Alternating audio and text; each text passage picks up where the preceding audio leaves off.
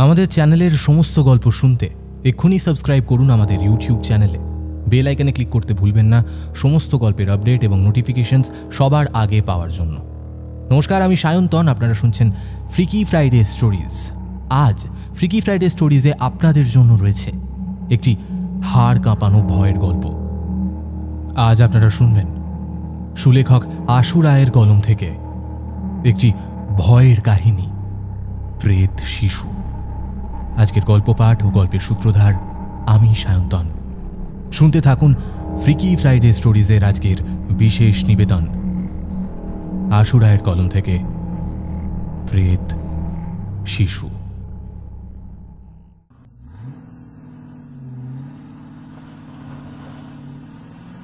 অন্ধকার রাস্তার মধ্যে দিয়ে গাড়িটা দ্রুত বেগে এঁকে বেঁকে এগিয়ে আসছে।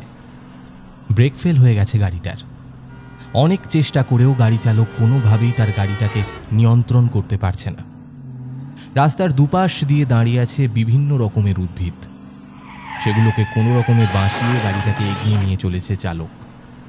হঠাৎ রাস্তার বাঁ দিক দিয়ে কিছু একটা ছুটে এলো রাস্তার ওপর।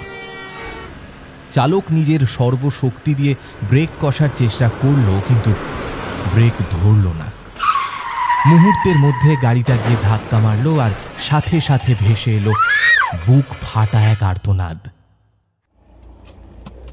ঘুমের মধ্যেই আঁতকে উঠল মৌসুমী। তারপর ধড়াম করে সোজা হয়ে উঠে বসল। তন্ময় এতক্ষণে এক মনে গাড়ি চালাচ্ছিল। মৌসুমীকে এভাবে আঁতকে উঠতে দেখে সে গাড়ি থামিয়ে জিজ্ঞেস করল, কি হলো মৌসুমী, তুমি অমন করে উঠলে কেন? কয়েক সেকেন্ড মৌসুমী কোনো উত্তর দিল না। তন্ময় বুঝতে পারল ব্যাপারটা। মৌসুমী হয়তো স্বপ্ন দেখেছে। মাঝে মাঝে স্বপ্ন দেখে ভয় পেয়ে এভাবেই উঠে বসে সে, আর সেটা তন্ময় জানে। তন্ময় জিজ্ঞেস করল, আবার স্বপ্ন দেখেছো বুঝি? মৌসুমী মুখে কোনো উত্তর দিল না, শুধু ওপর নিচে মাথা নাড়িয়ে বুঝিয়ে দিল যে সত্যিই সে কোনো ভয়ঙ্কর স্বপ্ন দেখেছে।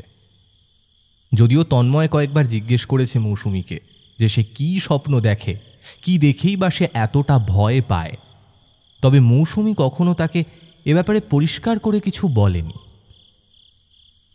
তন্ময় মৌসুমীর দিকে তাকাতেই বুঝতে পারছিল যে তার এখনও স্বপ্নের ঘোর কাটেনি। তার চোখ দেখেই বোঝা যায় সে এখনো ভয় পাচ্ছে। তন্ময় একটা হাত দিয়ে মৌসুমীকে জড়িয়ে নিল, আর অন্য হাত দিয়ে গাড়ির স্টিয়ারিং ঘোরাতে লাগল। তন্ময় আর মৌসুমী দুজন স্বামী স্ত্রী। 2 বছর হলো তাদের বিয়ে হয়েছে। ওরা দুজনেই ব্যাংকে চাকরি করে। ওদের প্রথম আলাপ ব্যাংকেই হয়। মৌসুমী আর তন্ময় দুজন দুজনের সহকর্মী ছিল। তারপর সেখান থেকে বন্ধুত্ব, আর পরে প্রেম করে বিয়ে। তাদের বৈবাহিক জীবনযাপনও বেশ সুখের। খুব হাসি খুশি থাকে তারা। তবে ইদানিং একটা ব্যাপারে মৌসুমী একটু মন খারাপ করে থাকে। বিয়ের বছরখানেক পরে ওরা জানতে পারে যে মৌসুমীর কিছু শারীরিক সমস্যা থাকার কারণে সে কখনো মা হতে পারবে না। তারপর থেকেই মৌসুমী বেশিরভাগ সময় কেমন যেন মন মরা হয়ে থাকে। তন্ময় মৌসুমীকে খুব ভালোবাসে। তার এই মন মরা অবস্থাটা সে একেবারেই দেখতে পারে না। তাই তন্ময় মৌসুমীর মন ভালো করার জন্য প্রত্যেক উইকেন্ডে মৌসুমীকে নিয়ে লং ড্রাইভে বেরোয়। তাতে অবশ্য কিছুক্ষণের জন্য হলেও মৌসুমী খুশি থাকে। প্রত্যেক শুক্রবার রাতে তারা তাদের নিজস্ব গাড়ি নিয়ে বেরিয়ে পড়ে নতুন নতুন কোনো এক জায়গার উদ্দেশ্যে। সারা রাত গাড়ি চালিয়ে সেখানে পৌঁছে শনিবার সারা দিনটা কাটিয়ে সন্ধ্যায় আবার ফিরে আসে। আজকেও তেমনই লং ড্রাইভে মৌসুমীকে নিয়ে বেরিয়েছে তন্ময়। আজকে তাদের গন্তব্য ছিল বাঁকুড়া জেলার কোনো একটি গ্রামে। তন্ময় গাড়ি চালাচ্ছিল আর মৌসুমীর সঙ্গে নানা রকম কথা বলছিল। মৌসুমী কথা বলতে বলতে গাড়ির মধ্যেই ঘুমিয়ে পড়েছিল। তন্ময় তাকে আর বিরক্ত করেনি। তবে মৌসুমীর এভাবে ঘুম ভেঙে যাবে সেটা তন্ময় ভাবেনি। এখন সবেমাত্র ওরা মাঝ রাস্তায় পৌঁছেছে। এখনো অনেকটা পথ যাওয়া বাকি। তবে তন্ময় জানে যে মৌসুমী আর ঘুমোতে পারবে না, তাই সে মৌসুমীকে জড়িয়ে ধরেই গাড়ি চালাতে লাগলো। গন্তব্যে পৌঁছতে পৌঁছতে প্রায় ভোর হয়ে গেল ওদের। নন্দনকানন নামক এই গ্রামের কথা তন্ময় আর মৌসুমী তাদের এক সহকর্মীর কাছ থেকে শুনেছিল। তার মুখ থেকে এই গ্রামের বর্ণনা শুনে তারা ঠিক করে নিয়েছিল যে তারা আগামী উইকেন্ডে এখানেই ঘুরতে আসবে। এখানে এসে তারা দেখল ওদের সেই সহকর্মীর বর্ণনার থেকেও সুন্দর এই গ্রাম। সারাদিন খুব মজা করে কাটালো তারা। মৌসুমীর মনও খুশিতে ভরে গেল। অবশেষে সারাদিন পর তারা আবার বাড়ির দিকে রওনা দিল। বাড়ি ফেরার সময় রাস্তা ধরে কিছু দূর এগিয়েই তন্ময় দেখল রাস্তার একটা জায়গায় পুলিশ পাহারা বসেছে। একটু এগিয়ে যেতেই পুলিশ তাদের গাড়ি থামিয়ে দিল। গাড়ি থামতেই কনস্টেবল এগিয়ে এসে তন্ময়কে উদ্দেশ্য করে হিন্দিতে জিজ্ঞেস করল, अजी कहाँ जाना है? তন্ময় প্রথমে গাড়ি থেকে মুখ বের করে একবার পুলিশ কনস্টেবলের মুখের দিকে দেখে নিল। তারপর বলল, কলকাতা যাব কেন? लेकिन इस रोड से नहीं जा पाओगे जी। क्यों, क्या हुआ? मैं तो कल ही इस रास्ते से आया था। पता नहीं क्यों रोड पे एक पेड़ गिर गया। ना भूकंप ना तूफान, फिर भी एक बड़ा सा पेड़ गिर के रास्ता पूरा बंद हो गया। अच्छा, तो फिर अब? अरे थोड़ा सा पीछे जाके यू टर्न ले लीजिए। वो वाला रोड थोड़ा सुनसान जरूर है, लेकिन उसमें कोई प्रॉब्लम नहीं है। তন্ময় আর কথা বাড়ালো না। গাড়ির ব্যাক গিয়ার দিয়ে কিছুটা পিছিয়ে এলো। তারপর ইউ টার্ন নিয়ে ঢুকে গেল সেই ফাঁকা রাস্তার মধ্যে। রাস্তা ধরে কিছু দূর এগিয়ে যেতেই ওরা দেখল রাস্তাটা সত্যি অত্যন্ত ফাঁকা। রাস্তার দুপাশ বরাবর এগিয়ে গেছে একটা অগভীর জঙ্গল। রাস্তায় যানবাহনও তেমন একটা নেই, শুধু মাঝে মাঝে কয়েকটা মাল বোঝাই ট্রাক এগিয়ে যাচ্ছে প্রবল বেগে। তন্ময়দের গাড়িটা চলছে মধ্যম বেগে। ওরা দুজন নিজেদের মধ্যে আলাপচারিতা করতে করতে ধীরে ধীরে এগিয়ে যাচ্ছে তাদের গন্তব্যস্থানের দিকে। এভাবেই কেটে গেছে প্রায় ঘন্টা 3। চারিদিকে তখন ঘন অন্ধকার। গাড়ির হেডলাইট ছাড়া কোথাও আলোর লেশ মাত্র নেই। মৌসুমী এতক্ষণ খুশি মনেই তন্ময়ের সাথে কথা বলছিল। হঠাৎ গাড়ির জানলার বাইরে কিছু চোখে পড়ার পর সে অন্যমনস্ক হয়ে গেল। জানলা দিয়ে এক মনে কি যেন দেখতে লাগলো, যেন মনে হলো এই জায়গাটায় সে আগেও কখনো এসেছে। এই রাস্তা, এই গাছগুলো, এই লতা পাতা সব কিছুর সঙ্গে সে যেন পূর্ব পরিচিত। যদিও অন্ধকারে সব পরিষ্কার দেখতে পাচ্ছে না, তবে গাড়ির হেডলাইটের আলো যে যে জায়গায় পড়ছে সেই জায়গাগুলোকেও খুব চেনা মনে হচ্ছে তার। মৌসুমীকে রাস্তার দিকে এভাবে উৎকণ্ঠিতভাবে তাকিয়ে থাকতে দেখে তন্ময় তাকে জিজ্ঞেস করল, ওভাবে কি দেখছো? মৌসুমী তখনও অন্যমনস্কভাবেই বাইরের দিকে তাকিয়েছিল। সে যেন তন্ময়ের কথা শুনতেই পেল না। তন্ময় আবারও বলল, কি গো, শুনছো? এই মৌসুমী। এবার যেন মৌসুমীর সম্বিত ফিরল। সে আমতা আমতা করে বলল, হ্যাঁ। বলছি, ওভাবে কি দেখছো? মৌসুমী কয়েক সেকেন্ড তন্ময়ের প্রশ্নের কোনো উত্তর দিল না। মৌসুমী কোনো উত্তর দিচ্ছে না দেখে গাড়িটা রাস্তার একপাশে দাঁড় করিয়ে দিল তন্ময়। তারপর মৌসুমীর দিকে ঘুরে তাকে জিজ্ঞেস করল, কি হয়েছে বলো তো তোমার? উত্তরে মৌসুমী তন্ময়ের হাত দুটো আলতো করে ধরে বলল, আমার আমার খুব ভয় করছে তন্ময়। জানি না, আমি কিছুই বুঝতে পারছি না, তবে আমার খুব ভয় করছে। তন্ময় মৌসুমীকে বুকে টেনে নিয়ে তার মাথায় হাত বুলিয়ে দিতে দিতে বলল, আরে ধুর পাগলি, ভয় কিসের? আমি আছি তো। মৌসুমী তন্ময়ের আরও একটু কাছাকাছি এগিয়ে এসে বসল। তন্ময় আবার গাড়ি স্টার্ট করে দিল। গাড়ি চালাতে চালাতেই তন্ময় মৌসুমীকে জিজ্ঞেস করল, তা নন্দনকানন ঘুরতে তোমার কেমন লাগলো সেটা বললে না তো? সত্যি খুব ভালো লাগলো তন্ময়।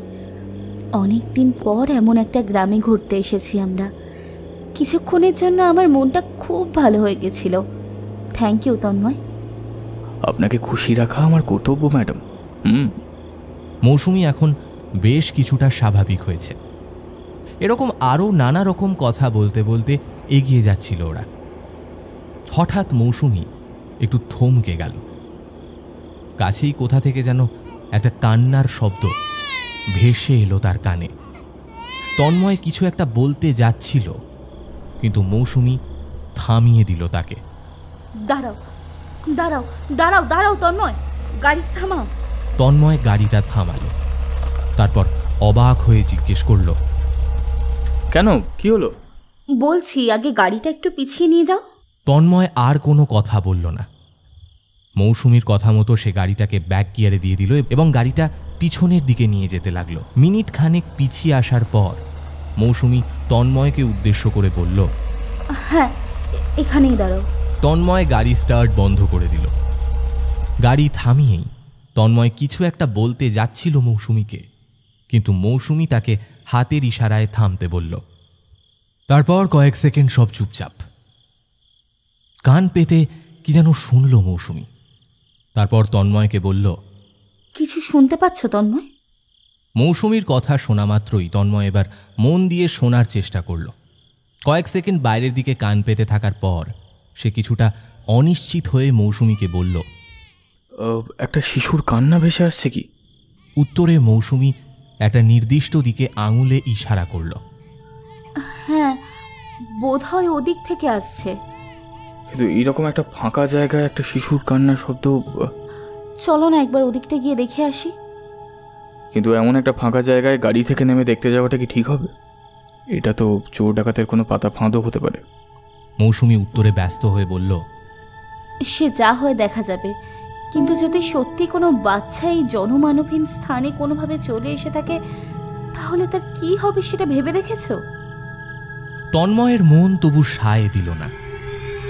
এটা বোধহয় নিশ্চয়ই কারোর পাতা ফাঁদ, নইলে অন্ধকার রাতে এমন একটা জায়গায় একটা শিশু কিভাবেই বা থাকবে। কয়েক সেকেন্ড এসব ভেবে তন্ময় বলল, কিন্তু মৌসুম।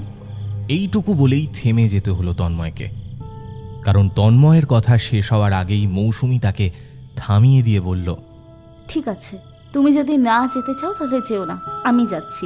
এইটুকু বলে মৌসুমী গাড়ির দরজা খুলে বেরিয়ে গেল। আর সেটা দেখে তন্ময়ও ব্যস্ত হয়ে গাড়ির বাইরে বেরোতে বেরোতেই মৌসুমীকে বলতে লাগলো, এই মৌসুমী দাঁড়াও, তুমি একা যেও না। মৌসুমী তন্ময়ের কথার কোনো উত্তর না দিয়ে সোজা হাঁটতে লাগলো, কান্নার শব্দ লক্ষ্য করে। আর কোনো উপায় না দেখে তন্ময় এবার চেঁচিয়ে বলল, আরে প্লিজ দাঁড়াতে বলেছি কিন্তু আমি। মৌসুমী আমি আসছি, দাঁড়াও। মৌসুমী এবার থামল। তন্ময় দৌড়ে গেল তার কাছে। তারপর মৌসুমীকে বলল, তুমি যে কি করো না, তোমার কি মাথা খারাপ হয়ে গেছে? হ্যাঁ, এইভাবে অন্ধকারে কেউ একা দৌড়োয়? মৌসুমী একটু অভিমানের ভঙ্গিতে বলল, তোমাকে তো আসতে বললাম, কিন্তু তুমি তো আসলে না। ঠিক আছে, আর রাগ করতে হবে না, চলো আমি যাচ্ছি, চলো চলো চলো চলো। হ্যাঁ ঠিক আছে, চলো। মূল রাস্তার বাঁদিকে পিচ রাস্তা। সেখান থেকে নিচে নামলে বিভিন্ন রকমের গাছের সারি। তারই মধ্যে দিয়ে একটা রাস্তা শুরু হয়েছে। ঘুটঘুটে অন্ধকারে কিছুই ঠাউর করা যায় না। তন্ময় পকেট থেকে মোবাইল বের করে তাতে টর্চ লাইট জ্বেলে দিল। তারই আলোতে ওরা দেখল সরু রাস্তাটা ক্রমশ এগিয়ে গেছে ঘন জঙ্গলের দিকে। আর সেই দিক থেকে ভেসে আসছে শিশু বাচ্চাটার কান্নার শব্দ।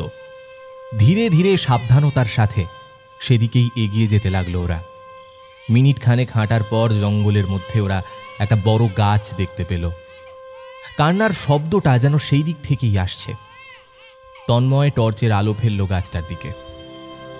গাছের গুড়িটা ভীষণ মোটা, পাতাগুলো কেমন যেন অন্য রকমের। এমন গাছ এর আগে কখনো দেখেনি ওরা। মৌসুমী তন্ময়ের হাত ধরল। তারপর ধীরে ধীরে এগিয়ে গেল কান্নার শব্দ লক্ষ্য করে। গাছটার দিকে যতই এগিয়ে যাওয়া হচ্ছে কান্নার শব্দ ততই যেন বেড়ে যাচ্ছে। তবে গাছের কাছে গিয়ে কান্নার শব্দ শোনা গেলেও শিশুটিকে দেখতে পাওয়া গেল না। গাছটার আশেপাশেই শিশুটিকে খুঁজতে লাগলো ওরা, কিন্তু না, কোথাও পাওয়া গেল না শিশুটিকে। তন্ময় আর মৌসুমী এইভাবে আরও বেশ কিছুক্ষণ খোঁজাখুঁজির পরেও যখন বাচ্চাটিকে পেল না, তখন হতাশ হয়ে ওরা একে অপরের দিকে তাকালো। ঠিক তখনই তন্ময়ের খেয়াল হলো গাছের একটা ডালের আড়ালে একটা কোটর আছে। তন্ময় মোবাইল নিয়ে ধীরে ধীরে এগিয়ে গেল সেদিকে। আলো ফেলে দেখল একটা ঝুলে থাকা তালপাতার আড়ালে একটা কোটর দেখা যাচ্ছে। তন্ময় হাত দিয়ে ডালটা সরিয়ে দিল, আর ডালটা সরিয়ে দিতেই দেখা গেল সেই শিশুকে। একটা বছর তিনেকের ছোট্ট শিশু কোটরের মধ্যে শুয়ে আছে, আর সেখানে শুয়ে এক নাগাড়ে কেঁদে যাচ্ছে। বাচ্চাটাকে এভাবে গাছের কোটরের মধ্যে পড়ে থাকতে দেখে মৌসুমী আর তন্ময় আবারও একে অপরের দিকে তাকালো। তারপর মৌসুমী হাত বাড়িয়ে বাচ্চাটাকে বাইরে বের করে আনলো। তারপর পরম স্নেহে তাকে কোলে তুলে নিল। মৌসুমীর কোলে ওঠার সাথে সাথে আশ্চর্যভাবে বাচ্চাটার কান্না বন্ধ হয়ে গেল। তন্ময় তাকিয়ে দেখছিল সেদিকে, আর দেখতে দেখতে ভেবে অবাক হচ্ছিল যে এই রকম জনমানবহীন জায়গায় একটা গাছের কোটরের মধ্যে এইটুকু একটা শিশুকে কে রেখে গেল, আর কেনই বা রেখে গেল। তন্ময় একবার মোবাইলের আলো ফেলে চারিদিকটা দেখে নিল। না, আশেপাশে কাউকেই দেখা যাচ্ছে না, কাছাকাছি কোনো ঘর বাড়ি নেই। তন্ময় আবারও তাকালো মৌসুমীর দিকে। মৌসুমী পরম স্নেহে বাচ্চাটার মাথায় হাত বুলিয়ে দিচ্ছে। তন্ময় ডাকলো মৌসুমীকে। মৌসুমী? মৌসুমী তন্ময়ের দিকে না তাকিয়ে বাচ্চাটির সঙ্গে খেলা করতে করতে উত্তর দিল, বলো। এত রাতে এমন একটা জনমানবহীন জায়গায় এই গাছের কোটরের মধ্যে কেউ একটা শিশুকে রেখে গেছে, এটা একটু আশ্চর্য লাগছে না তোমার? হ্যাঁ, মৌসুমী যেন বাচ্চাটার সঙ্গে খেলতে খেলতে অন্য দুনিয়ায় হারিয়ে গেছে। সে কোনো উত্তর দিল না তন্ময়ের কথার। তন্ময় মনে মনে ভাবলো হয়তো আশেপাশে কেউ আছে, আর সেই তার বাচ্চাটাকে এখানে রেখে গেছে। সে মনে মনে ঠিক করলো একবার ডেকে দেখবে, আর ডাক শুনে নিশ্চয়ই কেউ এগিয়ে আসবে, আর এলেই তন্ময় আচ্ছা করে তাকে ঝাড়বে। এত ছোট একটা বাচ্চাকে এমন জায়গায় কেউ রাখে? কি ধরনের মানুষ আজকাল কে জানে। এটা ভেবে তন্ময় একবার চেঁচিয়ে ডাকলো, এই যে কেউ আছেন? আমরা এখানে একটা বাচ্চাকে পেয়েছি। কার বাচ্চা এটা? তন্ময় উত্তর আসার অপেক্ষা করছিল, তবে কোনো দিক থেকে কোনো উত্তর এলো না। তন্ময় আবারও চেঁচালো, কেউ কি শুনতে পাচ্ছেন? কার বাচ্চা এটা? না, এবারেও কেউ কোনো উত্তর দিল না। তন্ময় আবারও একবার তাকালো মৌসুমীর দিকে। তন্ময় এত চেঁচামেচি করলো, কিন্তু তাতে কোনো ভ্রুক্ষেপই নেই মৌসুমীর। তন্ময় এবার আবার মৌসুমীর কাছে এসে দাঁড়ালো। তারপর বলল, আশেপাশে তো কাউকেই দেখতে পাচ্ছি না। এত সুন্দর একটা ফুটফুটে শিশুকে এখানে রেখে চলে গেল। এবার মৌসুমী উত্তর দিল, সত্যি, মানুষ এতটা হৃদয়হীন কিভাবে হতে পারে বলো তো তন্ময়? এইটুকু একটা শিশুকে কিভাবে কেউ রেখে যেতে পারে? ঠিকই বলেছ। তো এখন আমরা কি করব? আমার মনে হয় এখানে বেশিক্ষণ না দাঁড়িয়ে থেকে আমাদের গাড়িতে ফিরে যাওয়া উচিত। তারপর না হয় ভেবে দেখা যাবে যে কি করা উচিত আমাদের। হ্যাঁ, ঠিকই বলেছ, চলো গাড়িতে ফিরে যাক। মৌসুমী আর তন্ময় বাচ্চাটাকে কোলে নিয়ে গাড়ির দিকে এগিয়ে গেল। যাওয়ার সময় তন্ময় মৌসুমীর দিকে তাকিয়ে দেখল, বাচ্চাটাকে পাওয়ার পর থেকে মৌসুমী হঠাৎ করেই খুব খুশি হয়ে গেছে। গত 1 বছরের মধ্যে তন্ময় মৌসুমীকে এতটা খুশি কখনো দেখেনি। মিনিট খানেক হাঁটার পর গাড়ির সামনে চলে এলো ওরা। তন্ময় গাড়ির দরজা খুলে দিল। তারপর ওরা দুজন গাড়িতে উঠে বসল। তন্ময় মৌসুমীকে উদ্দেশ্য করে বলল, আমার মনে হয় আমাদের একবার পুলিশে খবর দেওয়া উচিত। এইটুকু বলে তন্ময় পকেট থেকে ফোন বের করে তাতে নাম্বার ডায়াল করতে গেল। তখনই হঠাৎ ব্যস্তভাবে মৌসুমী বলে উঠল, দাঁড়াও তন্ময়, পুলিশকে ফোন করো না। তন্ময় অবাক হয়ে জিজ্ঞেস করল, কি? ফোন করব না কেন? তন্ময়ের প্রশ্নের কোনো উত্তর দিল না মৌসুমী। তার বদলে তন্ময়ের হাত ধরে আহ্লাদের সুরে বলল, তোমাকে একটা কথা বলবো তন্ময়। আগে কথা দাও যে তুমি রাগ করবে না। তন্ময় আবারও একই রকম অবাক হয়ে জিজ্ঞেস করল, কি কথা মৌসুমী? বলছি, কিন্তু আগে তুমি বলো যে রাগ করবে না। আচ্ছা আচ্ছা, ঠিক আছে, আমি রাগ করব না, বলো। মৌসুমী কয়েক সেকেন্ড চুপ করে তাকিয়ে রইল তন্ময়ের দিকে। তারপর অনুরোধের সুরে বলল, তন্ময়, আমরা তো কখনো মা বাবা হতে পারবো না, তাই বোধ হয় ভগবান এই বাচ্চাটাকে আমাদের উপহার হিসাবে দিয়েছেন। একে যদি আমরা আমাদের সাথে নিয়ে যাই। তন্ময় মনে মনে কিছু একটা আন্দাজ করতে পারছিল যে মৌসুমী এমন কিছুই বলবে। মৌসুমীর চোখের দিকে আরও একবার তাকালো সে, আর চোখের দিকে তাকিয়েই বুঝতে পারল যে তার চোখে এই শিশুটিকে পাওয়ার জন্য প্রবল ইচ্ছে জেগেছে। তন্ময় খুব শান্তভাবে মৌসুমীকে বুঝিয়ে বলার চেষ্টা করল। দেখো মৌসুমী, তোমার মনের অবস্থা আমি বুঝতে পারছি। আমি এটাও বুঝতে পারছি তুমি এই বাচ্চাটাকে পেয়ে খুব খুশি হয়েছ। তবে একটা জিনিস বোঝার চেষ্টা করো, এইভাবে অন্য কারোর বাচ্চাকে আমরা নিজেদের সাথে নিয়ে যেতে পারি না।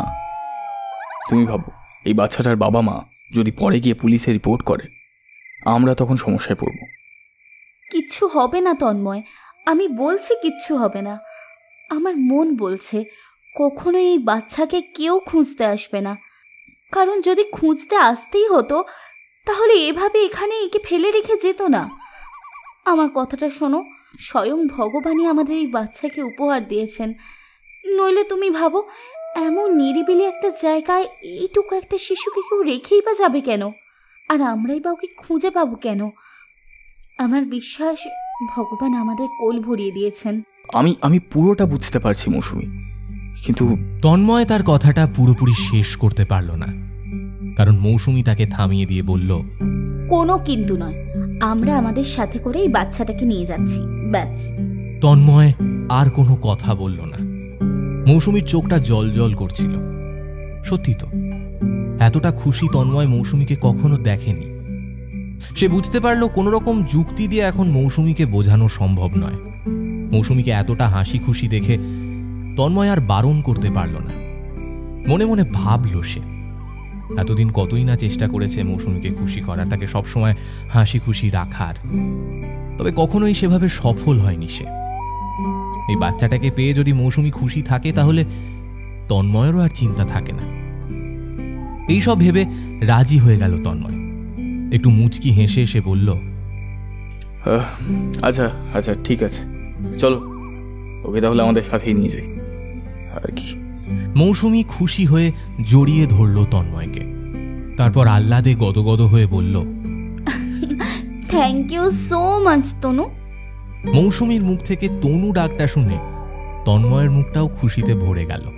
মৌসুমী খুব খুশি হলেই তন্ময়কে তনু বলে ডাকে, তবে শেষ একটা বছর মৌসুমী ওকে কখনোই এই নামে ডাকেনি। তন্ময়ের মনে হলো সে যেন আবার তার পুরনো মৌসুমীকে খুঁজে পেয়েছে। বাড়ি ফিরতে ফিরতে ওদের প্রায় ভোর হয়ে গেল। সারা রাত মৌসুমী জেগেছিল। পরম স্নেহে শিশুটিকে ঘুম পাড়িয়ে দিয়েছিল মৌসুমী। এক রাতেই যেন মৌসুমী শিশুটির মা হয়ে উঠেছে। মৌসুমীকে এমনভাবে খুশি থাকতে দেখে খুব ভালো লাগছে তন্ময়ের, কিন্তু তার মনে মনে একটা চিন্তাও বাসা বাঁধছে। সে ভাবছে যদি দুদিন পর কেউ এসেই শিশুর খোঁজ করে, ওদের কাছে আসে এবং তারা যদি এসে শিশুটিকে নিয়ে যায়, তাহলে মৌসুমী সম্পূর্ণভাবে ভেঙে পড়বে।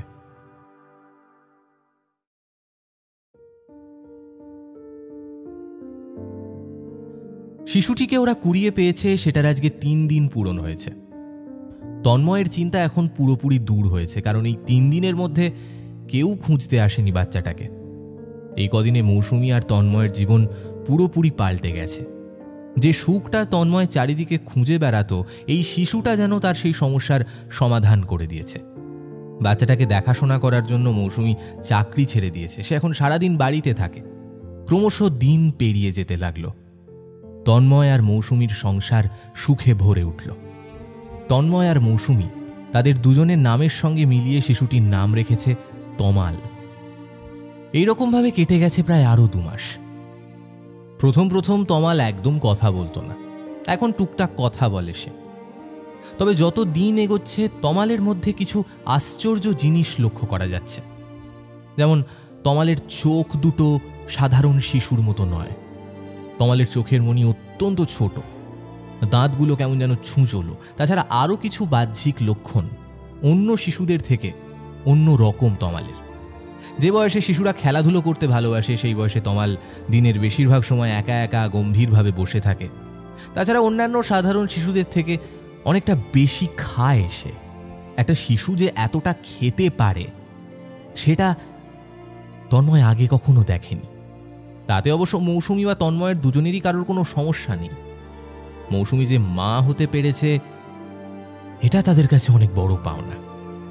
তবে মৌসুমীর একটা দুঃখ আছে তমালকে নিয়ে।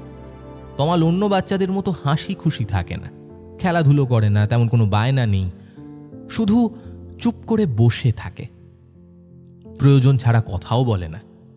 তমালের অন্যরকম ব্যবহারগুলোতে মৌসুমীর কোনো রকম সন্দেহ না হলেও তন্ময় এগুলো নিয়ে বেশ চিন্তিত। তবে সে কখনো মৌসুমীকে কিছু বলে উঠতে পারেনি। সেদিন রাতে তন্ময় আর মৌসুমী ঘুমিয়েছিল, আর ওদের পাশেই ঘুমিয়েছিল তমাল। রাতে হঠাৎ তন্ময়ের ঘুম ভেঙে যায়। খুব জল তৃষ্ণা পায় তার।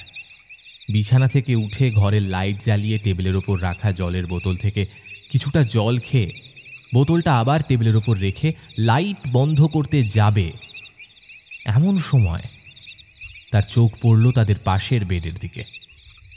আর সেই দিকে চোখ পড়তেই দেখল তমাল সেখানে নেই। তন্ময় আরও একবার গোটা ঘরে চোখ বুলিয়ে নিল। না, কোথাও তমালকে দেখা যাচ্ছে না। যদিও তন্ময় জানে যে তমাল একটু অন্যরকম। সাধারণত এই বয়সে রাতে বাথরুম পেলে বাচ্চারা মা বাবাকে ডাকে, তবে তমাল মাঝে মাঝে কাউকে কিছু না বলে একাই চলে যায়। তন্ময় ভাবল হয়তো তমাল বাথরুমে গেছে। তন্ময় এগিয়ে গেল বাথরুমের দিকে। বাথরুমের সামনে গিয়ে দরজায় একটা ঠেলা দিয়ে সে তার নাম ধরে ডাকল, তমাল। তমালের নাম ধরে ডাকতে ডাকতে তন্ময় বাথরুমের ভেতর ঢুকল, কিন্তু না, বাথরুমে নেই সে। তাহলে গেল কোথায়? তন্ময় একবার ভাবল যে সে মৌসুমীকে ডাকবে, কিন্তু পর মুহূর্তেই আবার মনে হলো মৌসুমীকে না ডাকাই শ্রেয়। কারণ ও যদি জানতে পারে যে তমালকে খুঁজে পাওয়া যাচ্ছে না, তাহলে ও খুবই চিন্তিত হয়ে পড়বে। ওপরতলায় কোথাও তমালকে খুঁজে পাওয়া গেল না। তন্ময় সিঁড়ি দিয়ে ধীরে ধীরে নিচে নামতে লাগল। সিঁড়ি দিয়ে নিচে নামার সময় সে শুনতে পেল নিচের দিক থেকে একটা বিড়ালের ডাক ভেসে আসছে।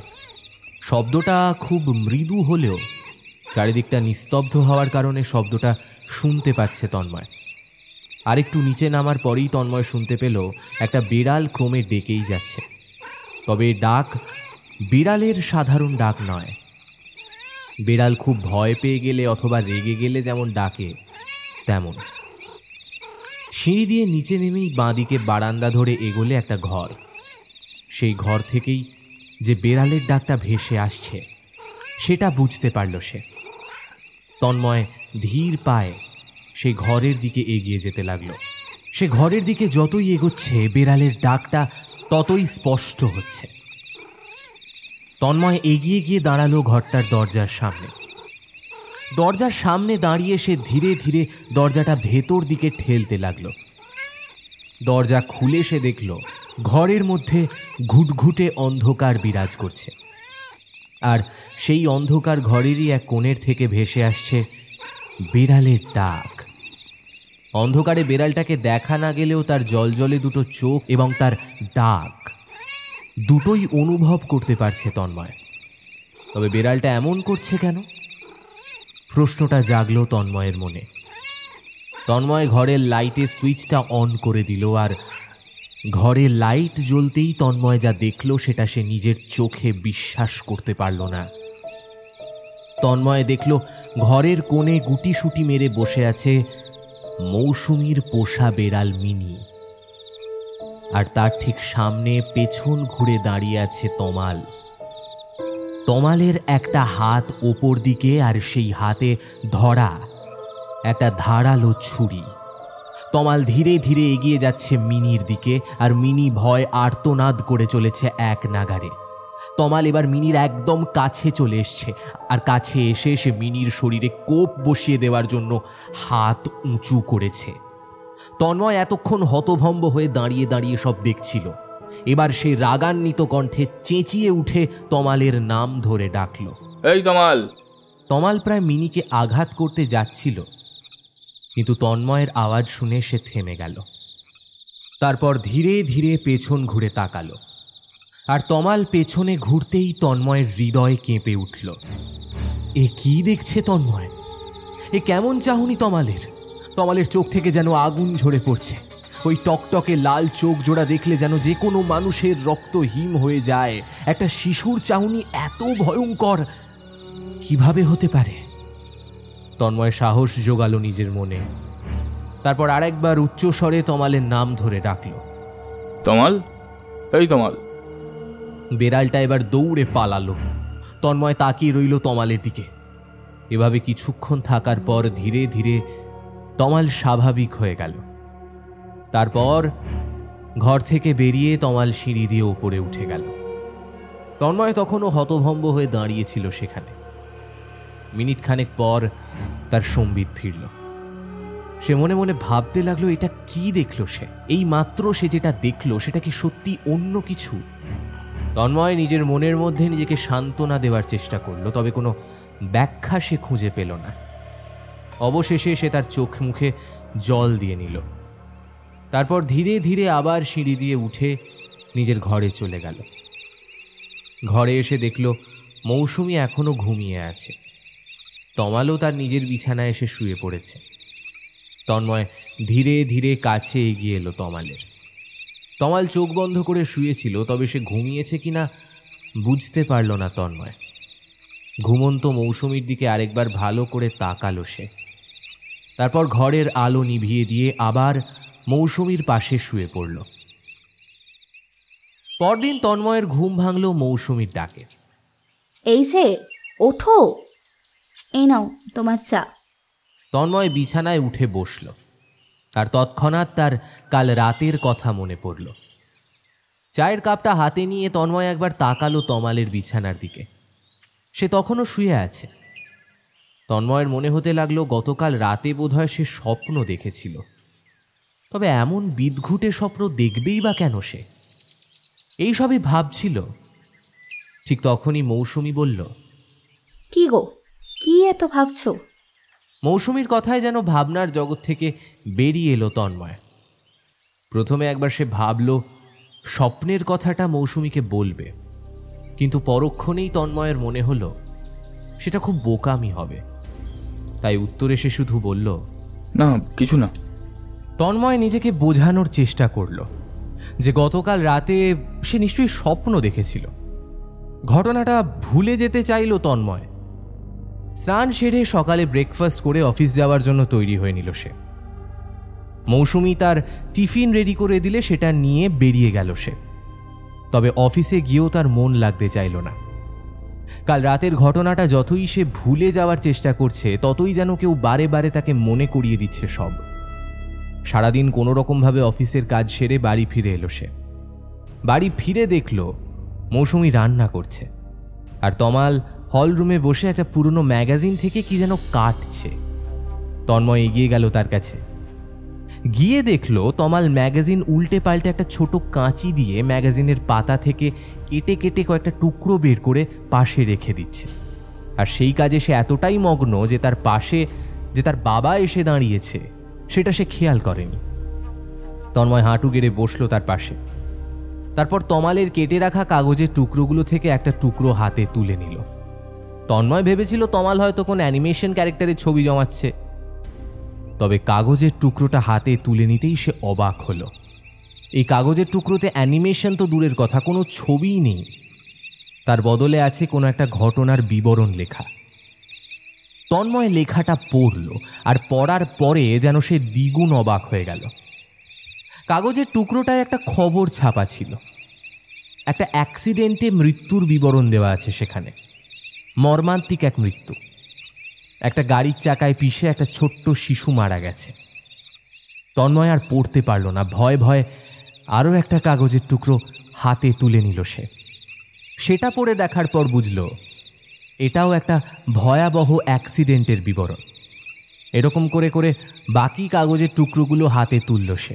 আর সব টুকরোগুলোতেই কোনো না কোনো ভয়াবহ দুর্ঘটনায় মৃত্যু অর্থাৎ অ্যাক্সিডেন্টের বিবরণ দেওয়া আছে। তন্ময় আরও একবার তাকালো তমালের দিকে। তার কোনো ভ্রুক্ষেপ নেই। এক মনে সে ম্যাগাজিনের একটা পাতা পড়ে চলেছে। উঁকি মেরে দেখল তন্ময় সেই নির্দিষ্ট পাতার দিকে। তাতেও একই রকম একটা অ্যাক্সিডেন্টে মৃত্যুর ঘটনা তুলে ধরা হয়েছে। তন্ময় এবার তমালের হাত থেকে ম্যাগাজিনটা কেড়ে নিয়ে চেঁচিয়ে বলল, তমাল, কি দেখছো এসব? তমাল কোনো উত্তর দিল না, শুধু আর চোখে কটমট করে তন্ময়ের দিকে তাকালো। একটা 3 বছরের শিশুর দৃষ্টি যে এতটা ভয়ঙ্কর হতে পারে তা এর আগে কখনো ভাবতেও পারেনি তন্ময়। তন্ময় বুঝে উঠতে পারল না তার কি করা উচিত। কিছু একটা বলতে যাচ্ছিল সে, তবে ঠিক সেই মুহূর্তে তমাল সেখান থেকে চলে গেল। সে চলে যাওয়ার পর তন্ময় পাশের একটা সোফায় বসে পড়ল। ভাবতে লাগলো কি হচ্ছে এসব, কেনই বা হচ্ছে। তমাল যেন ক্রমে তার বয়সের থেকেও বেশি বড় হয়ে যাচ্ছে। তার চালচলনগুলো যেন স্বাভাবিক শিশুর মতো মনে হচ্ছে না। এইরকম একটা ঘটনাতে তার কিভাবে রিয়্যাক্ট করা উচিত, কি করবে সে, এই সব ভাবতে ভাবতে হঠাৎ মৌসুমী এসে ডাকলো তাকে। কি গো, কাজ থেকে ফিরে এখানে এসে বসে রইলে যে? যাও, জামা কাপড় ছেড়ে ফ্রেশ হয়ে নাও। উত্তরে তন্ময় শুধু বলল, রাতে খাবার টেবিলে আবারও তমালের সাথে দেখা হলো তন্ময়ের। সে এক মনে খেয়ে চলেছে।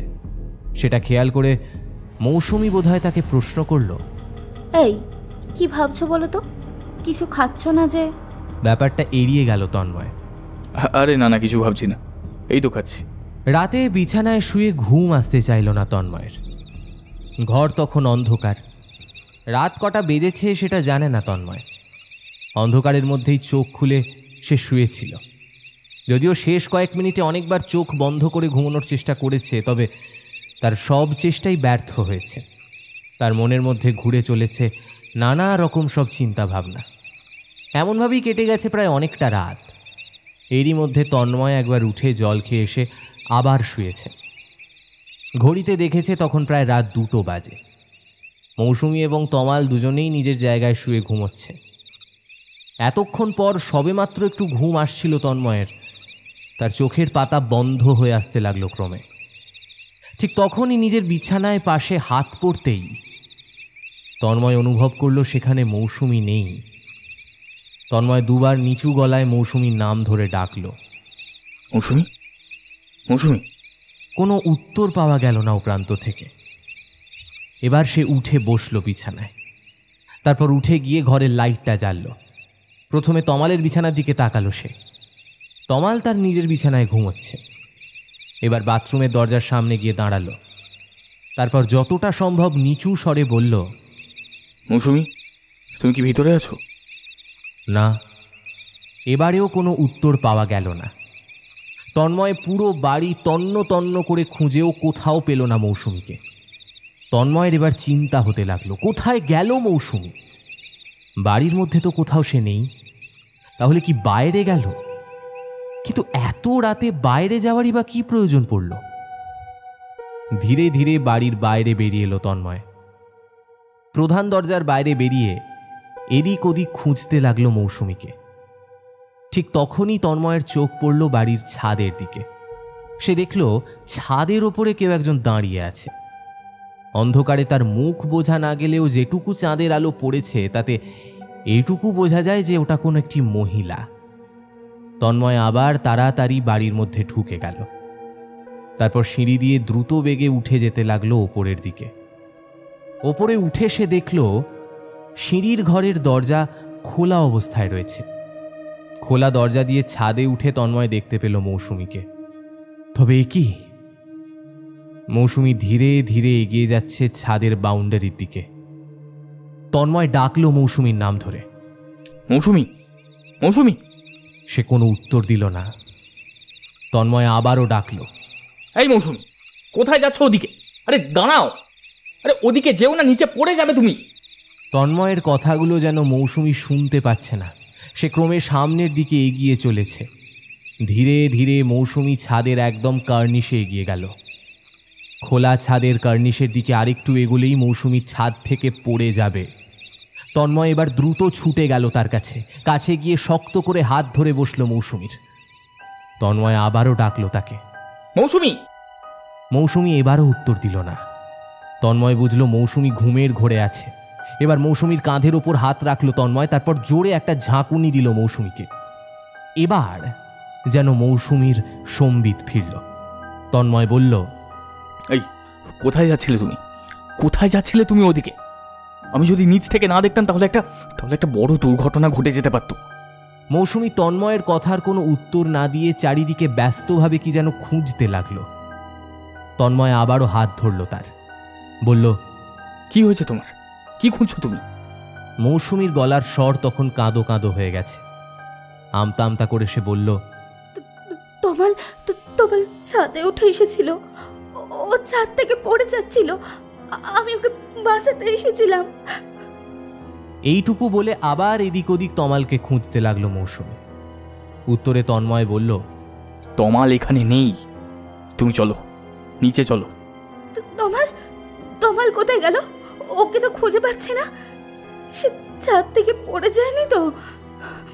তমালের কিচ্ছু হয়নি, ও ঘরে ঘুমাচ্ছে, তুমি চলো। ঘরে ঘরে ঘুমাচ্ছে? কিন্তু কিন্তু আমি যে দেখলাম ছাদে উঠেছে, ছাদ থেকে পড়ে যাচ্ছে। আচ্ছা আচ্ছা আচ্ছা, লিসেন টু মি। তুমি বোধহয় স্বপ্ন দেখছিলে। শোনো, এখন আর এইসব একটাও কথা নয়, তুমি নিচে চলো, চলো, আসো। আর কিছু জিজ্ঞেস করল না মৌসুমী। তন্ময়ের সাথে নিজের ঘরে ফিরে এলো সে। ঘরে ফিরে এসে লাইট জ্বেলে দিল তন্ময়।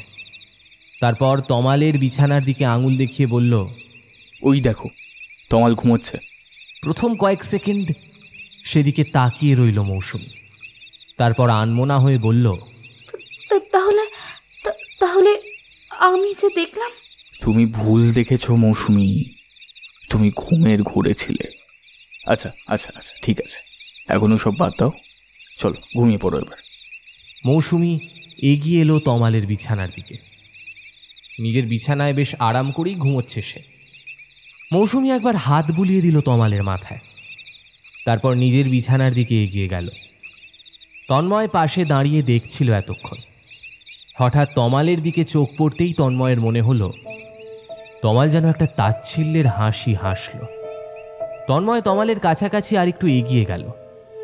না, এবার আর সেই হাসিটা সে দেখতে পেল না। ব্যাপারটাকে নিজের ভুল ভেবে তন্ময় মৌসুমীর পাশে শুয়ে পড়ল। সেদিন রাতে ঘুমোতে পারেনি তন্ময়। কোনো ক্রমে রাতটা কেটেছে। সেদিনের পর থেকে আর কোনো কিছুতেই মন লাগছে না তার বারবার মনে হচ্ছে কিছু তো একটা সমস্যা হচ্ছে এই বাড়িতে। কেন হচ্ছে, কিভাবে হচ্ছে, সেগুলো যদিও সে জানে না, তবুও তার কেন জানি না মনে হচ্ছে খুব শীঘ্রই তাদের জীবনে কোনো একটা বিপদ আসতে চলেছে। তবে আসন্ন এই বিপদটা যে কেমন হবে এবং তার থেকে তন্ময় আর তার পরিবারকে কিভাবে রক্ষা করবে, তাই ভেবেই সে সবসময় চিন্তিত থাকে। এমনভাবে কেটে গেছে আরও কয়েকটা দিন। তমালের মধ্যে যেন ধীরে ধীরে নানা রকম পরিবর্তন আসছে। তন্ময়ের এখন প্রায় রাতে ঘুম হয় না। মাঝে মাঝে সে তমালকে উঠে যেতে দেখে বিছানা থেকে। তন্ময় তার পেছনে যায়, আর এইসব দেখে ক্রমে ক্রমে ভেতরে ভেতরে তন্ময়ের চিন্তা বেড়ে যেতে থাকে। না তন্ময় মৌসুমীকে কিছু বলতে পারে, আর না সে কোনো উপায় বের করতে পারে। অফিসে এসে কিছুদিন মন দিয়ে কাজ করতে পারছে না সে। সেদিনও তন্ময় লাঞ্চ টাইমে যেন ভাবনার মধ্যে ডুবেছিল। অতুল তন্ময়ের সহকর্মী এবং তন্ময়ের খুব ভালো বন্ধু।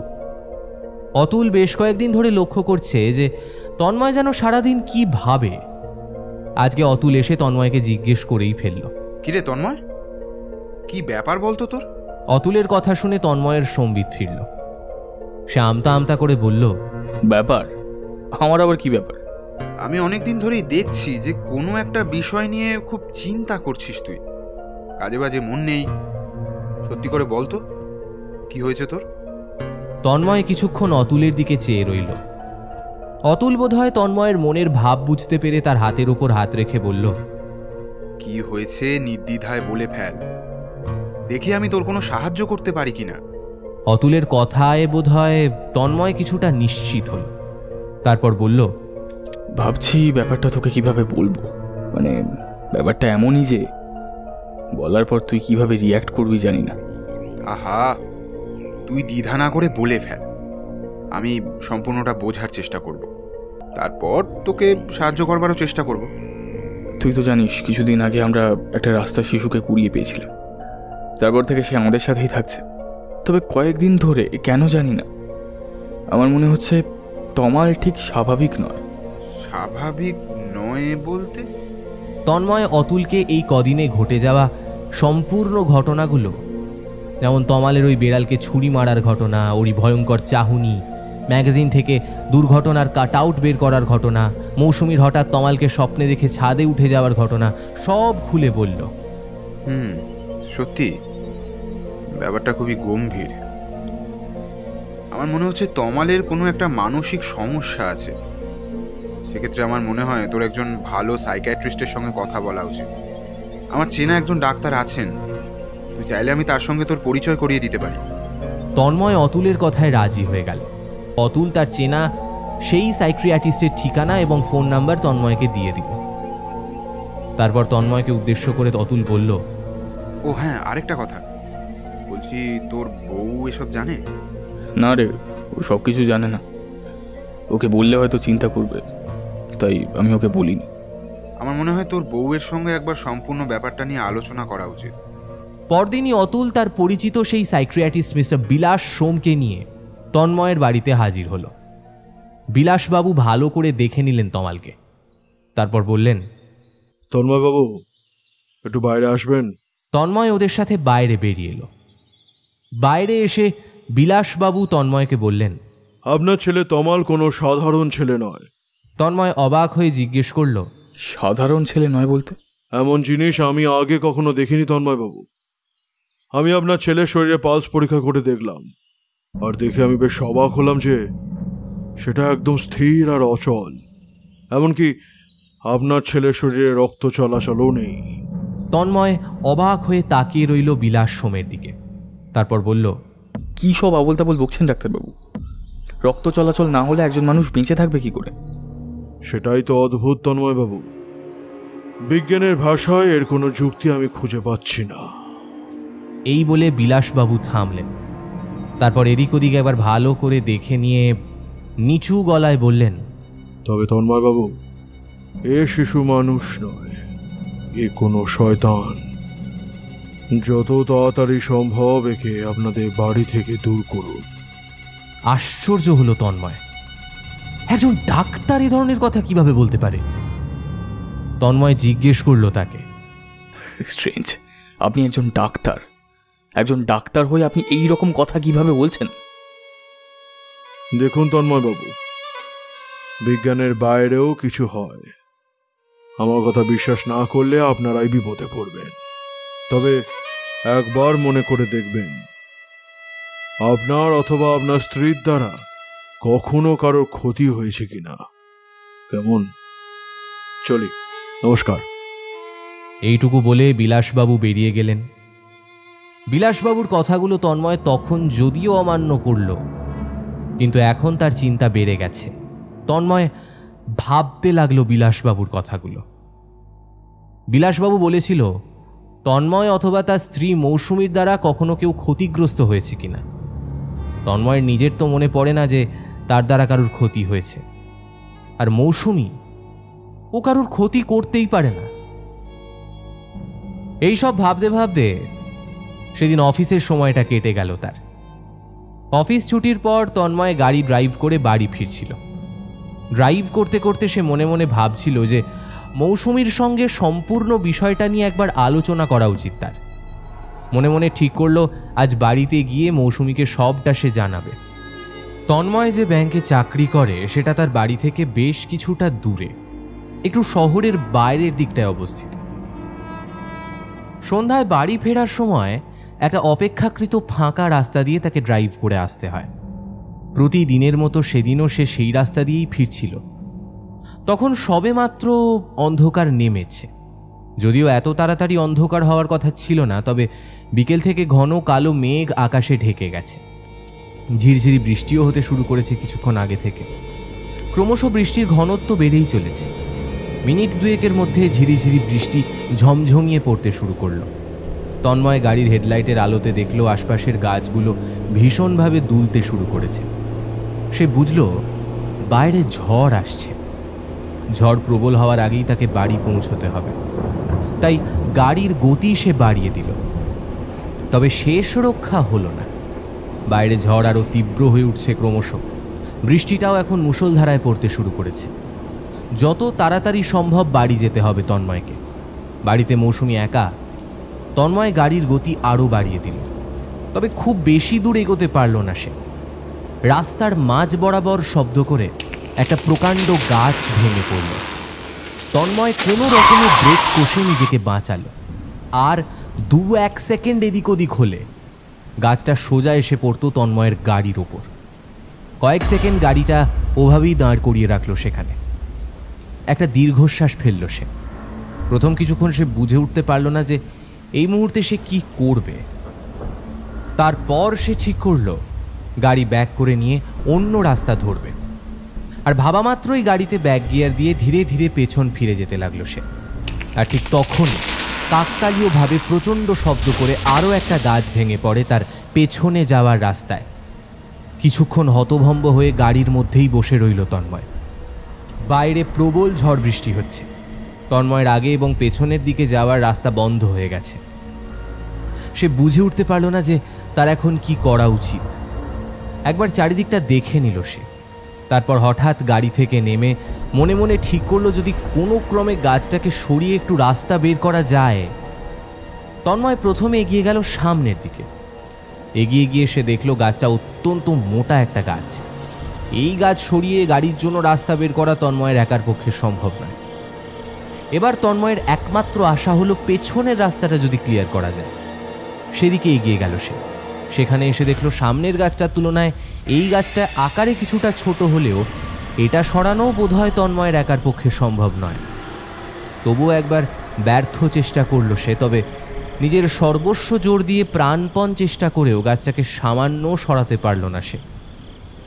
মুষলধারায় বৃষ্টিতে মিনিট 2-এর মধ্যে ভিজে চপচপে হয়ে গেছে তন্ময়। আর কোনো উপায় নেই তার কাছে। ঝড়ের মধ্যে হেঁটে যাওয়া তো সম্ভব নয়। এখন একমাত্র উপায় হচ্ছে তন্ময়কে ঝড় কমার অপেক্ষা করতে হবে। সে আবার গিয়ে বসলো গাড়ির মধ্যে। সম্পূর্ণ শরীর ভিজে যাওয়ায় ঠান্ডা লাগতে লাগলো তন্ময়ের। সে গাড়ির মধ্যে বসে দেখল যে বাইরের ঝড় বৃষ্টি কমে যাওয়ার তো নামই নিচ্ছে না, উপরন্তু বেড়ে যাচ্ছে। মাঝে মাঝে আকাশে বৈদ্যুতিক আলো জ্বলছে, আর তার সাথে মেঘের হৃদয় ফাটা গর্জনে বুক কেঁপে উঠছে তন্ময়ের। খুব চিন্তা হতে লাগলো তার। বারবার মৌসুমীর কথা মনে পড়তে লাগলো। সামান্য মেঘের গর্জনে মৌসুমী খুব ভয় পায়। বাড়িতে একা একা সে কীভাবে কাটাচ্ছে কে জানে। তন্ময়ের হঠাৎ মনে পড়ল মৌসুমীকে একবার ফোন করা উচিত। তাছাড়া এতক্ষণ তো মৌসুমীরও তন্ময়কে একবার ফোন করা উচিত ছিল। গাড়ির বাইরে বেরোনোর আগে তন্ময় মোবাইলটা গাড়িতেই রেখে গেছিল। ফোনের কথাটা মনে পড়তেই মোবাইলটা তাড়াতাড়ি তুলে নিল সে। আর মোবাইলটা হাতে তুলে নিয়েই মৌসুমীর নাম্বার ডায়াল করতে গিয়েও থেমে যেতে হলো তাকে। সে দেখল তার মোবাইলে একদম নেটওয়ার্ক নেই। আর এটা দেখা মাত্র তন্ময়ের চিন্তা কয়েক গুণ বেড়ে গেল।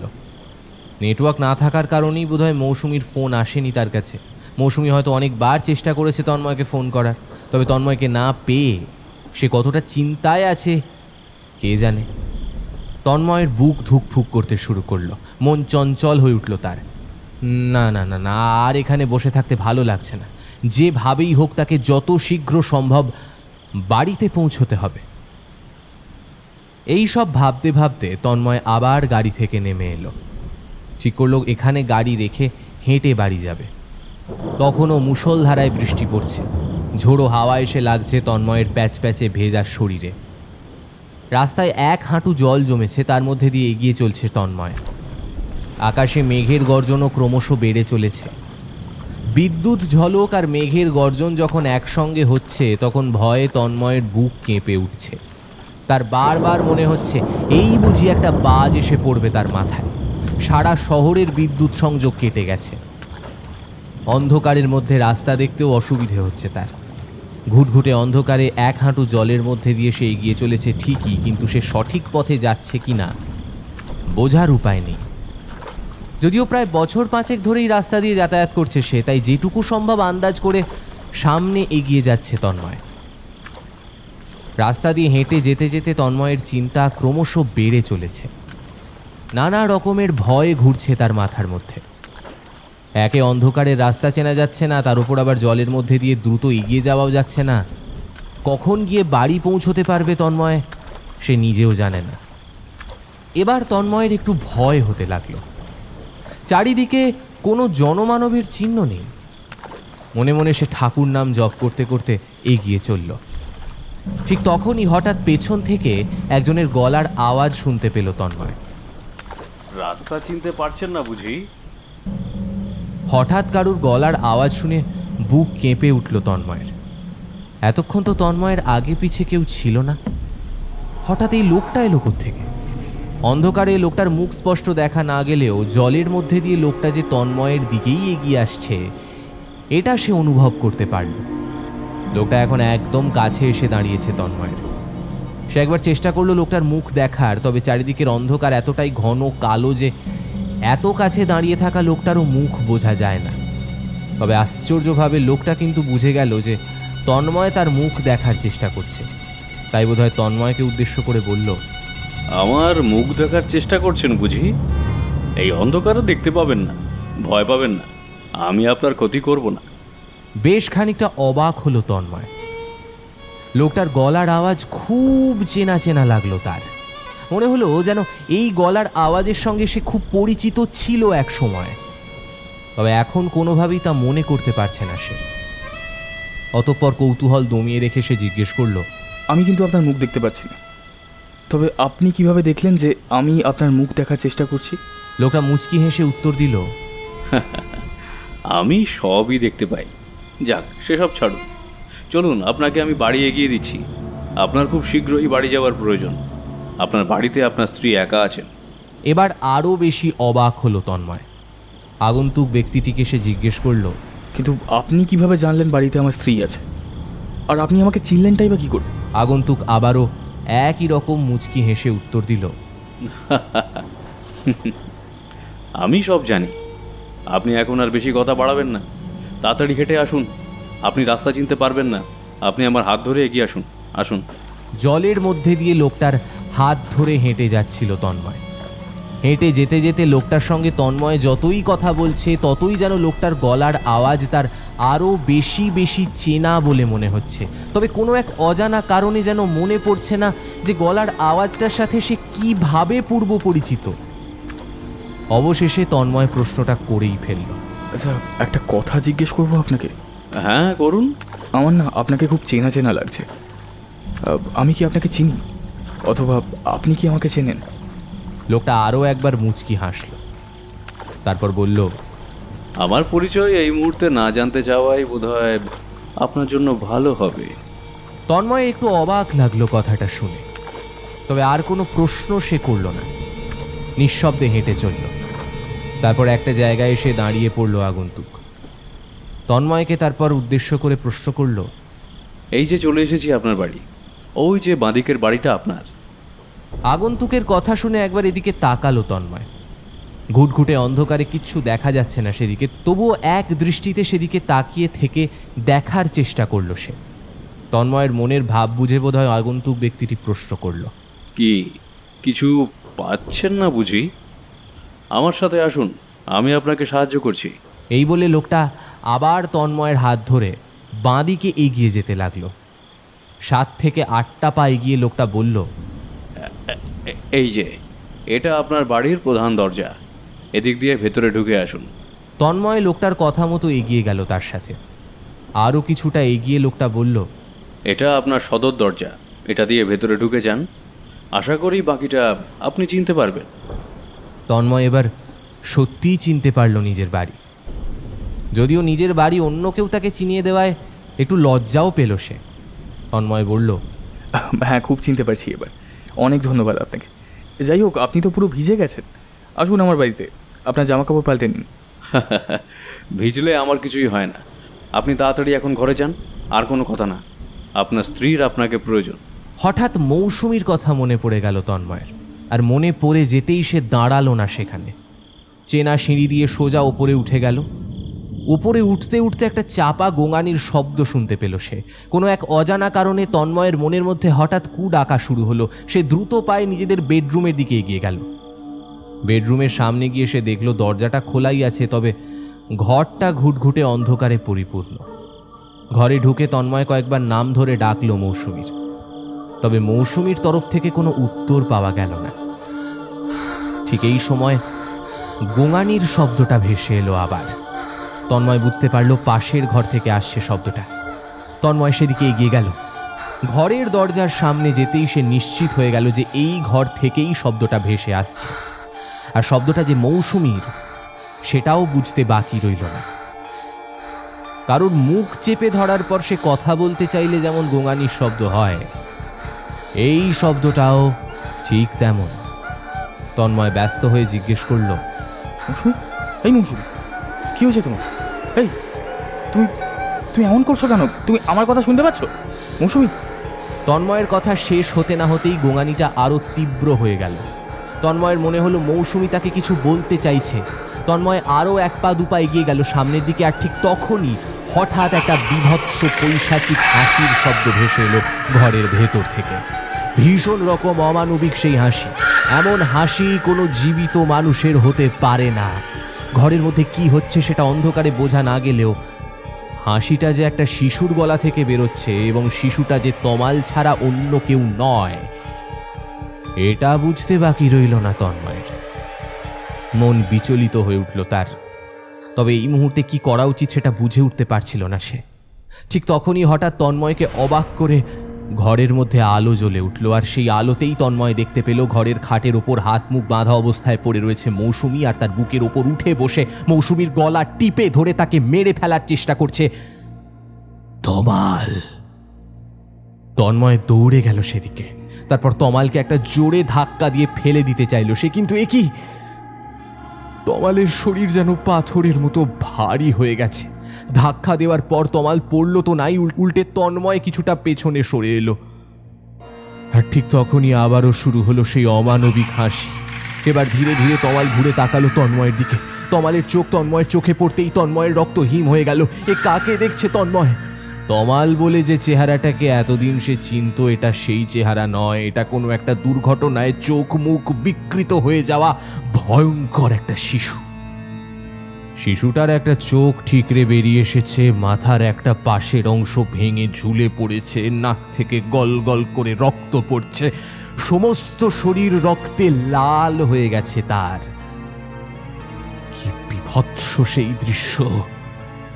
শিশুটি তন্ময়ের দিকে একবার তাকিয়ে বলল, তুমি যতক্ষণ থাকবে ততক্ষণ আমি আমার প্রতিশোধ নিতে পারবো না।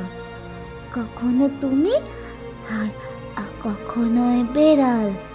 বারে বারে তোমরা আমার পথে বাধা হয়ে দাঁড়িয়েছ।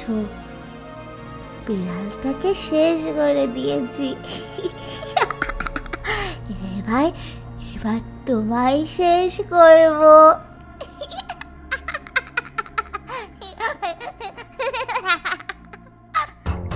এইটুকু বলে সে ধীরে ধীরে তন্ময়ের দিকে এগিয়ে আসতে লাগলো, আর কাছে এসেই সে ছুরি নিয়ে আঘাত করলো তন্ময়ের শরীরে। তন্ময় চোখ বন্ধ করে নিল, তবে কয়েক সেকেন্ড চোখ বন্ধ থাকার পর সে বুঝলো যে তার শরীরে আঘাত লাগেনি। ধীরে ধীরে আবার চোখ খুলল সে, আর চোখ খুলতেই সে দেখলো একটা সুঠাম হাত ধরে রেখে সেই শিশুর হাতের ছুরিটা। তারপর সেই সুঠাম হাত দুটো জাপতে ধরলো সেই প্রেত শিশুকে।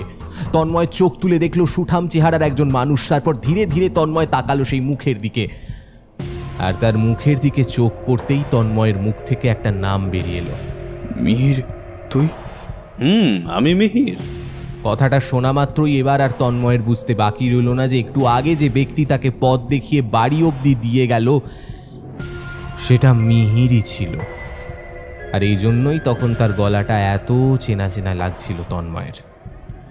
সে আরো কিছু বলতে যাচ্ছিল, কিন্তু ঠিক তখনই আগন্তুক ব্যক্তি মিহির বলল, বাড়িতে গঙ্গা জল আছে নিশ্চয়ই, যা এক্ষুনি নিয়ে আয়। কথাটা শোনা মাত্রই দৌড়ে চলে গেল তন্ময়, আর মিনিট খানেকের মধ্যে একটা গঙ্গা জলের বোতল নিয়ে হাজির হলো সে। আগন্তুক ব্যক্তি অর্থাৎ মিহির বলল, একটু গঙ্গা জল ছিটিয়ে দে ওর শরীরে। মিহিরের কথা মতো তন্ময় হাতে একটু গঙ্গা জল নিয়ে ছিটিয়ে দিল তমালের শরীরে, আর শরীরে গঙ্গা জল ছিটিয়ে দেওয়ার সঙ্গে সঙ্গে তমালের মুখ থেকে একটা বিভৎস আর্তনাদ ভেসে এলো, আর পর মুহূর্তেই একটা কালো ধোঁয়া কুণ্ডলী আকারে বেরিয়ে চলে গেল হাওয়ায়। আর সাথে সাথে তমালের দেহটা মাটিতে লুটিয়ে পড়ল, আর সমস্ত ঘর জুড়ে একটা দুর্গন্ধ ছড়িয়ে পড়ল। মরা শরীরের মধ্যে বাসা বেঁধেছিল শয়তানটা, সেই মরা শরীর পচে গিয়েই এত গন্ধ বেরোচ্ছে। যাক, আর কোনো ভয় নেই তোদের।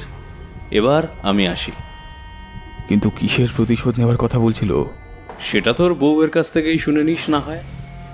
হঠাৎ একটা কথা মনে পড়ে গেল তন্ময়ের। মিহির তন্ময়ের কলেজের বন্ধু ছিল। তারপর কলেজ শেষে মিহির আমেদাবাদ চলে গেছিল। তারপর কিছুদিন পর তন্ময় খবর পেয়েছিল মিহির নাকি সেখানেই। তন্ময় না জিজ্ঞেস করে থাকতে পারল না। কিন্তু মিহির, আমি তো শুনেছিলাম তুই... তন্ময়ের কথা শুনে মিহির একটু মুচকি হাসল। তারপর বলল, কি শুনেছিলিস? আমি মারা গেছি? ঠিকই শুনেছিলিস। এইটুকু বলে মিহির অদৃশ্য হয়ে যেতে লাগলো। 1 সেকেন্ডের মধ্যেই সে হারিয়ে গেল তন্ময়ের সামনে থেকে। তন্ময় অবাক হয়ে কিছুক্ষণ তাকিয়ে রইল সেদিকে। তারপর এগিয়ে এসে মৌসুমীর হাত আর মুখের বাঁধন খুলে দিল। সেদিন আর বেশি কথা হলো না ওদের মধ্যে। এই ভয়ঙ্কর ব্যাপারটা কাটিয়ে উঠতে একটু সময় লাগলো ওদের। পরের দিন সকালে তন্ময়ের ঘুম ভাঙল মৌসুমীর ডাকে। মৌসুমী চা নিয়ে এলো তন্ময়ের জন্য। তন্ময় চায়ের কাপ হাতে নিয়ে সবে একটা চুমুক দিয়েছে, ঠিক তখনই মৌসুমী বলল, তোমাকে কিছু কথা বলার আছে আমার। তন্ময় চায়ের কাপটা নামিয়ে মুখ তুলে চাইল মৌসুমীর দিকে। তারপর শান্তভাবে বলল, বলো।